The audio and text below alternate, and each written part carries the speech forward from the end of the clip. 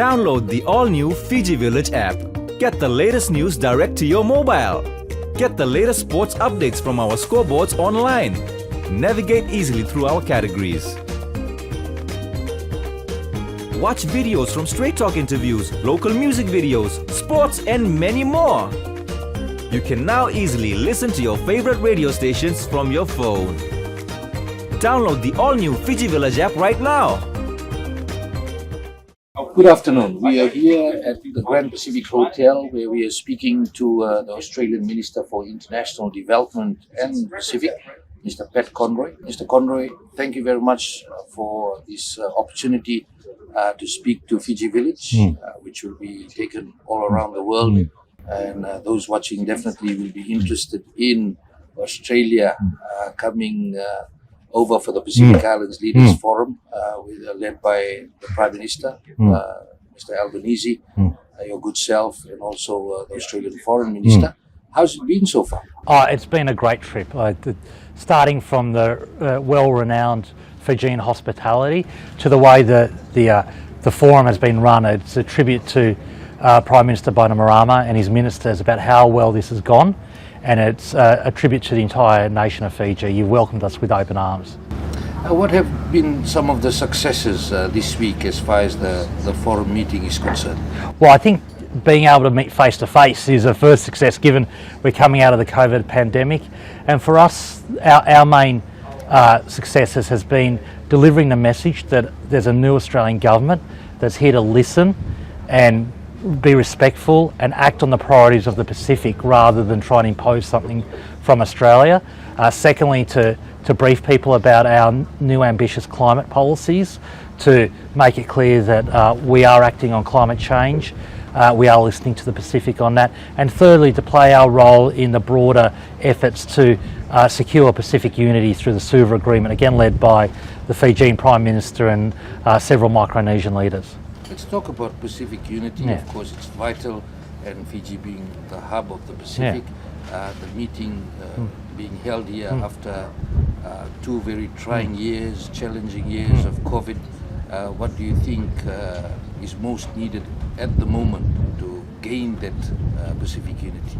Well, I think there's 3 things. The first is to lock in and get agreement on the Suva Agreement. I think that's a really important step going forward, and I know Prime Minister Bainimarama has been critical to that. He's led the process. So that's the first step. The second step to Pacific unity is leaving the door open to Kiribati to rejoin our Pacific family. And I think we just need to keep talking to the government of Kiribati to make sure they know that they're always welcome back and to engage. And third is to try and get everyone on the same page around regional security. It's certainly the view of Australia, and I know the view of most members of the PIF, that the Pacific is stronger together. We're stronger together facing the 3 Cs of COVID, climate and competition, and that we should be looking inward within the Pacific for any of our security needs. How important is Pacific unity to Australia? It's absolutely critical. We are part of the Pacific family, and so Pacific unity affects us as much as it affects Fiji or Nauru or Papua New Guinea, and so we take it to heart. The fact that there is 2 ministers and the Australian Prime Minister here, the fact that we help facilitate the transport of several Micronesian leaders to Suva in June to their meeting with Prime Minister Bainimarama is just signs of our deep commitment to Pacific unity and the importance we attach to it. Let's talk about climate change, because it is so important to the Pacific Island countries, and at times they seem to be neglected when they go to the world forums. Australia's commitment is huge now, net zero emissions by 2050. Please comment on that and the importance of that. Well, absolutely. And first I start off by saying that the Pacific is at the forefront of the impacts of climate and global warming, despite the fact that the Pacific Islands have made a negligible contribution to global warming in terms of greenhouse gases. And it's always very important to acknowledge that the Pacific is on the front line when the Pacific hasn't caused the problem.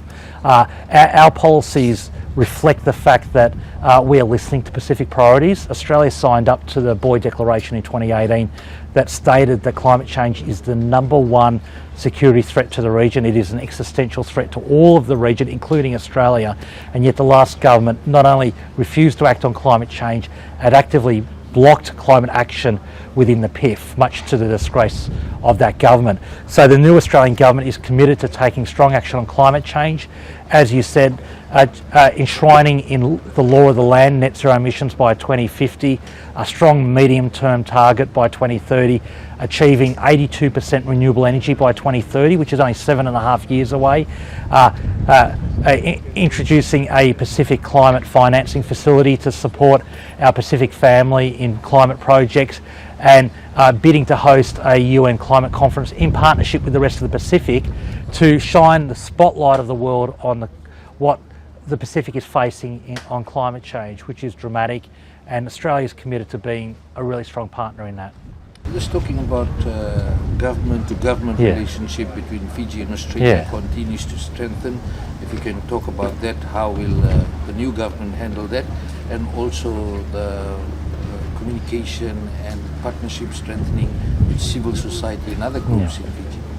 I think both are critical. In fact, one of the first calls that Prime Minister Albanese made when he was elected was to Prime Minister Bainimarama, and that's a sign of our close relationship.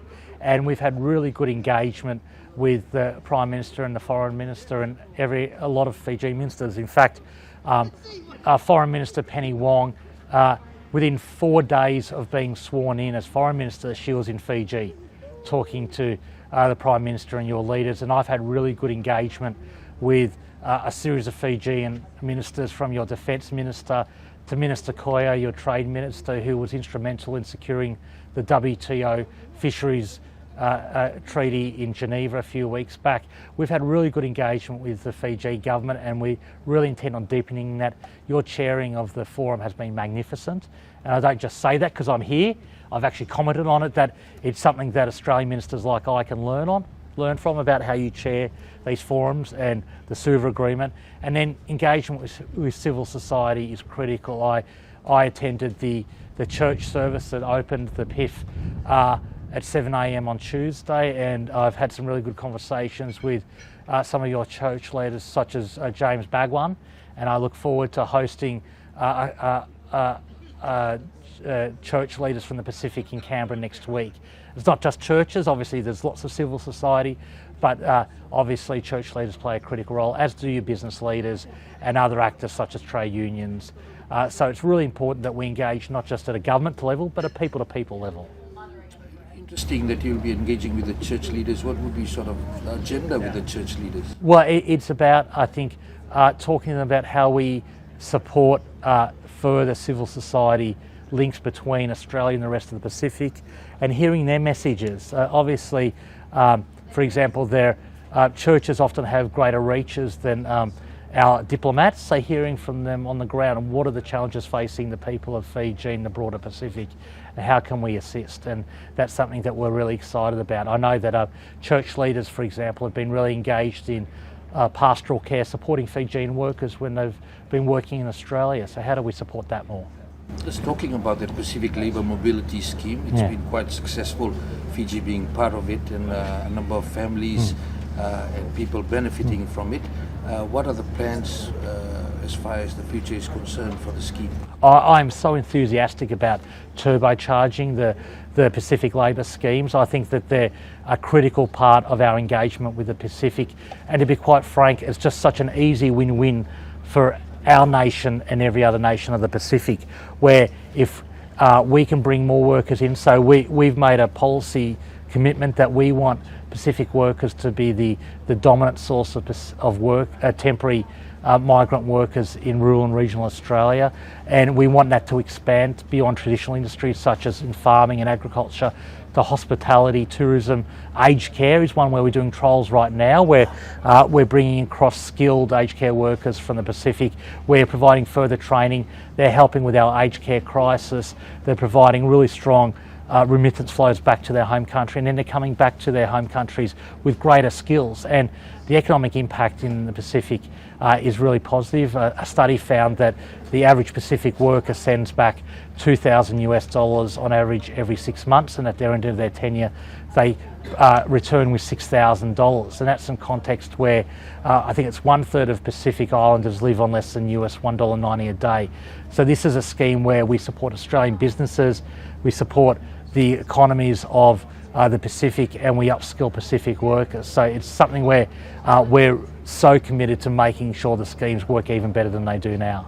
The kava industry is one Yeah. that always looks for Yeah. support Yeah. to countries like Australia. Yeah. Of course, there's a lot of consumption of Yeah. kava by the diaspora Yeah. in Australia, but also more people catching Yeah. on with kava bars Yeah. opening up in different countries Yeah. like Australia, New Zealand, Yeah. even the US. Yeah. What are the plans as far as the kava to assist the kava industry in Fiji? Oh, look, we think this is a great example of how we can support the exports of countries like Fiji. And obviously, we know that there's limits on the current amount that can come in, and we're always engaging with our opposite numbers in the Fijian government on how we can look at opportunities to expand that. But I think it's a great example, and it was a real breakthrough getting that agreement in place to allow kava importation. Also, in relation to sports, Pacific Coast Sports has assisted a number of different sports in Fiji, netball, of course the big one being the Fijian Drua, taking part in the Super Rugby Pacific for the first time this year, and the Fijiana really gaining great success and even winning the competition. What is the plans for the future? I'm sports mad, and it's one of our great people-to-people links with the rest of the Pacific, and I'm really interested in how we build on that success and expand it. And we also have support for the Silvertails in the New South Wales Rugby League competition as well. But the success of the two rugby teams has been remarkable. The Fijian Drua made a really strong contribution in their first season, and the Fijiana Drua team was magnificent. My daughter, who's 9 years old, has started playing rugby this year, and we sat down and watched the final. And despite the fact that I come from New South Wales, we were going for the Fijiana team, and the enthusiasm when they won and the brand of football they play, I just hope that every other rugby team tries to play like they do, because they were magnificent. So we're really committed to building that. It's a great example of our deep affinity of nations.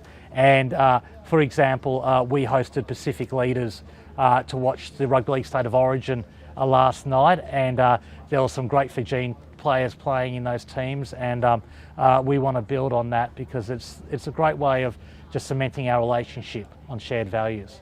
So is the Drua your second team or your first team? Or is your first team Drua? Well, in women's rugby, the Fijiana Drua team is my first team. I don't like the Waratahs, despite coming from New South Wales, so they're definitely my first team in women's rugby. I must confess, in men's rugby, the Brumbies are my first team, but the Fijian team is my second team, and I look forward to them achieving more success. And I don't just say that because I'm in Fiji, I will say the same thing when I'm in New Zealand. There's been a lot of discussion in relation to the Pacific and the reaction in relation to the recent reported proposed security agreement that China has put on the table for the Pacific.